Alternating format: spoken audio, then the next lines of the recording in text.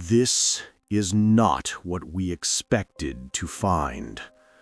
When the James Webb Space Telescope opened its golden eye, it peered back 13.5 billion years to the dawn of everything. We expected to see infants, small, chaotic, barely formed collections of gas. Instead, in the absolute blackness of the cosmic dawn, we found this: fully formed, massive, shockingly bright galaxies.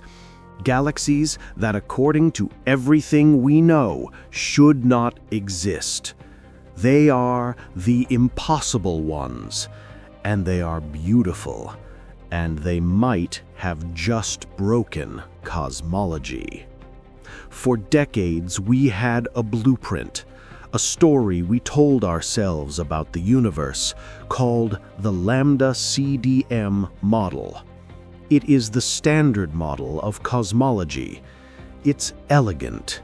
It starts with the Big Bang, followed by a dark age. Then slowly, gravity begins to pull tiny clumps of matter together. These clumps form the first stars. The stars form the first small, dwarf galaxies. Then, over billions of years, these small galaxies merge like streams joining a river, becoming massive spiral galaxies like our own. It's a slow, patient, bottom-up process. The standard model was our law, and JWST just broke it.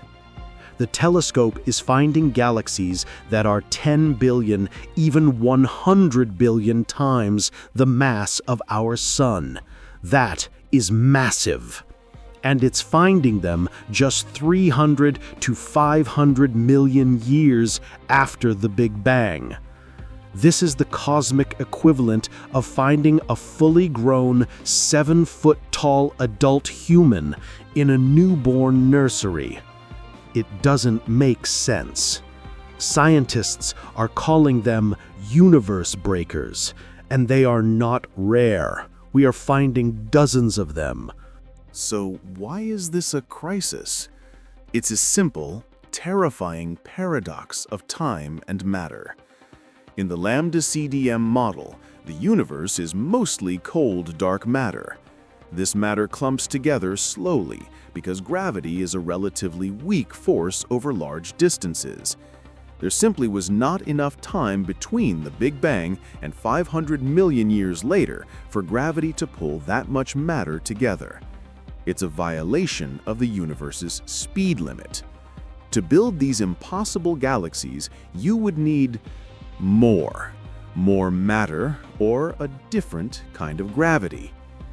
This is the surreal science moment, the moment we are forced to confront the void. If the model is wrong, what is wrong? Is dark energy, the force pushing the universe apart, not constant? Did it behave differently at the dawn of time? Is dark matter not cold? What if it's warm or hot, allowing it to clump faster? Or the most surreal idea of all, what if the fundamental laws of gravity, Einstein's masterpiece of general relativity, are incomplete? We are staring at a photograph that tells us we may not know our own universe. Scientists are now scrambling for answers, and they are turning to monsters. One radical idea is the existence of primordial black holes. These are not black holes formed from dead stars. These are surreal entities formed in the first second of the Big Bang. They are cosmic seeds.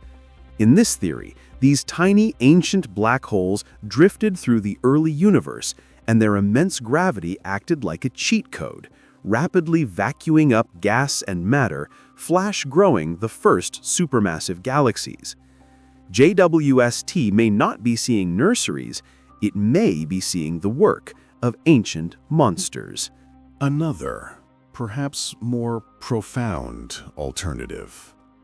What if the universe's expansion wasn't smooth, The Lambda-CDM model relies on a cosmological constant. But what if that constant isn't constant at all? Some physicists propose that the rules of cosmic inflation and expansion were entirely different in the baby universe. This could have allowed matter to clump in ways we've never modeled. We are so used to the physics of our universe, our time, that we've assumed it was always this way. This is the ultimate bias, to assume the rules never change. So how are the people who discovered this feeling? One astrophysicist, Alison Kirkpatrick, famously said, "Right now, I find myself lying awake at 3 in the morning and wondering if everything I've done is wrong." This isn't just a data point. It's an emotional, existential shock. But this panic is the lifeblood of science. It's not a failure. It's an invitation. It's the moment a locked door is suddenly blown off its hinges, revealing a new, dark room we never knew existed. This is not the end of cosmology. It's the real beginning. The hunt is now on. Every new data release from JWST is being scanned, not just for more of these, but for weirder ones. We need to find the oldest impossible galaxy, the one that pushes the timeline to its absolute breaking point.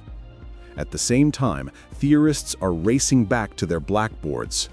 Primordial black holes, warm dark matter, new physics. The theory that wins will define the next century of cosmology. We built the James Webb Space Telescope to find our origins, to see the cosmic dawn. We expected a simple, linear story of birth. Instead, the universe looked back at us and showed us a paradox. It's reminding us that our models are just that, models, maps, not the territory. The universe is not obligated to make sense to us. And these impossible galaxies are not a failure of the telescope. They are its greatest success.